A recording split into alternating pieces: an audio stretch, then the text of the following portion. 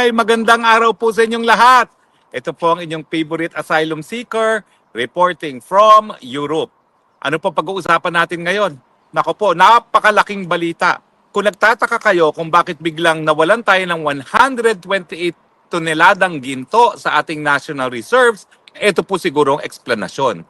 Bumuo po ng isang special investigation team ang Hong Kong Anti-Money Laundering Office para imbestigahan ang di umano ay money laundering activities ng mga Marcos. Opo, ang pamilya ng Junior na ayaw mag hair follicle test dahil maraming nagdududa na siya ay bangag. Ang sangayon po sa Hong Kong Anti-Money Laundering, ito po ay may kinalaman doon sa mahigit $100 billion na money laundering activities involving no less than 350 tons of gold deposit. Mantakin nyo yan. At itong mga aktibidades na ito ay nangyari between, yung mga panahon na talunan ang Marcos Jr. Pero I'm sure pinakikinabangan hanggang ngayon dahil nga hindi natin naintindihan kung ano nangyari dun sa 128 billion na biglang nawala sa central bank reserves. Now, nagkaroon pala ng isang Taiwanese na whistleblower at ito po ay headline sa Taiwan. Mantakin nyo yan. Bida na naman ang Marcos family dahil headline po sa Taiwan nung nasimulan ang money laundering investigation laban kay Marcos Jr. Ngayon, maiiwasan ba niyang investigasyon dahil siya ay isang pinuno ng bayan? Hindi po, kasi maski sa Pilipinas, meron siyang immunity sa prosecution pero hindi po yan immunity sa investigasyon. Kaya nga po nananawagan ako na kung ang mga dayuhan gaya ng Hong Kong at Taiwan ay nag-iimbesta sa money laundering, bakit hindi sa Pilipinas? Kinakailangan po ang ombudsman mag-imbestiga na rin. Dahil napakalaking halaga po ito. Hindi po pwedeng kinita yan sa sweldo ng isang presidente na kanyang ama o kaya naman sa sweldo niya bilang gobernador o congressman. Yan po ay tanging nakaw na yaman. Kung meron po talagang 100 billion at 350 tons na gold, dapat po yan mapunta sa mga Pilipino sa libreng gamot at libreng paggamot, sa libreng edukasyon, sa libreng irigasyon. Hindi po yan dapat pakinabangan ng mga bangag. Nakakahiya kayo mga bangag. International na naman ang inyong publicity. Money laundering, corruption, $100 billion. Mga magnanakaw, mga switik, mga kleptocrats. Ewan ko nga ba bakit hindi pa kayo pinaparusahan ng Panginoon. Pinakamataas ang pagkagutom mula nung COVID. 52% ng ating mga mamamayan gutom. And yet, 100 billion ang inyong ninakaw. Magkanong kabubuang ninakaw nyo, mga magnanakaw ng mga Marcoses? Kasama ka na dyan, Marcos Jr. Mahiya kang kakapal na mga mukha ninyo. Pero kayo po ay talagang nakakahiya. Yan po ay headline sa Taiwan. At headline ngayon sa Hong Kong. O Facebook, fact checkers, Vera Files, o ano, sasabihin nyo, fake news ba ito? Headline ito ng Taiwan newspaper. At talaga namang inanunsyo na ng Hong Kong government ang pagbubuo ng investigasyon ng anti-money laundering investigation laban sa pamilyang Marcos. O mga dilawan, patuloy pa ba kayong makipag-alyansa dyan sa mga magnanakaw na yan? Mga komunistang CPP-NPA, mahiya naman kayo. Ano na nangyari sa pinaglalaban nyo? Sanib puwersa kayo ngayon sa mga magnanakaw. Nakakahiya po kayo. Mga Pilipino, hanggang kailan tayo magtitiis? Mantakin ninyo, ang dami na nilang ninakaw. Marami pang nanakawin. Ano pang gusto ninyo? Nakakahiya na tayo. Mga dayuhang gobyerno nag-iimbestiga, tayo bulag-bulagan, bingi-bingihan. Hanggang kailan natin to gagawin? Wag naman po sana. Kinakailangan maghusga ang taong bayan.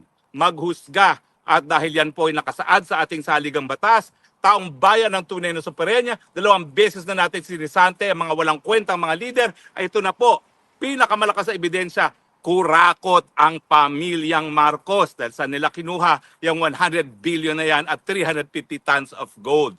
Kunin na natin yan habang pwede pa natin kunin. Dahil kung yan ay naibenta daw di umano, yung mga 120 tons of gold, hahanapin natin kung saan ang pera niyan. Meron po yung money trail. Yan po ang hanapin nyo. Huwag yung mga gaya ni Harry Roque na ang pundar ay galing sa hirap. Wala po akong ganyang kalaking nakaw. Wala po akong nakaw kahit ano, full stop. lahat po ng pera ko pinaghirapan po namin. Hindi lang po ng aking pamilya, kundi aking mga ninuno. Wala po kaming maruming pera. Wala po kaming nakaw na yaman. Hindi gaya ninyo. Hindi na ba kayo nahiya sa mga apo ninyo at mga susunod na henerasyon na talagang nakaukit na sa buong daigdig? Ang pinakakurakot na pamilya according to Guinness Book of World Records ay ang mga Marcoses. At eto na pong ebidensya. Bakit hindi ang mainstream media hindi pinipick up ito? Sabihin nyo nga sa akin, mainstream media, headline sa Taiwan, tapos balitang-balita sa Hong Kong, kayo tahimik. Yung mga tycoons na nagmamay-ari ng mga pahayagan at mga TV stations, bakit hindi nyo isiwalat ito? Nang madagdag pa ito sa napakadami ng kasalanan ng Bangag administration. Ano ba naman yan? Ewan ko ba? Alam ko talaga na ang mga alta nagko-cocaine. Hindi ko maakalain ganito karami talaga ninakaw nila. Kasi itong 100 billion na ito, bukod pa ito dun sa na-recover na ng PCGG na almost 1 billion din ang na-recover na nila. Mantakin ninyo, magkano ninakaw talaga nila sa taong bayan? At patuloy pa rin siguro ngayon kung ano yung strategy na ginawa nila para magpayaman ng panahon ng Marcelo, sigurado ako nangyayari pa rin ngayon. Kasi nga, nasa dugo pala ang pagiging magnanakaw at mga klepto. Diba? Taong bayan, itong panawagan ko. Mahiya naman tayo. Nakakahiya na po. Kung ang buong daigdig, alam na magnanakaw ang leader natin na wala pa rin tayong gagawin. That reflects badly on our national identity. Nagbubulag-bulagan, nagbibibihihan sa magnanakaw na presidente. Maghusga po tayo, hindi po to krimen, hindi po to incitement to sedition. Ang people power po, nakasaad yan sa saligang batas. Gamitin natin ang kapangyarihan natin. Ibalik natin ang mga ninakaw na yaman sa kaban ng taong bayan. Saan ba manggagaling yan? Hindi po pwedeng nanggaling yan sa Yamashita gaya ng sinasabi niya dahil wala naman basehan yan. Hindi naman sila nanalo ng loto. Yan po ay galing sa pawis, lalong-lalo na ng mga OFWs dahil ang mga kumikita naman talaga sa Pilipinas ay mga OFWs.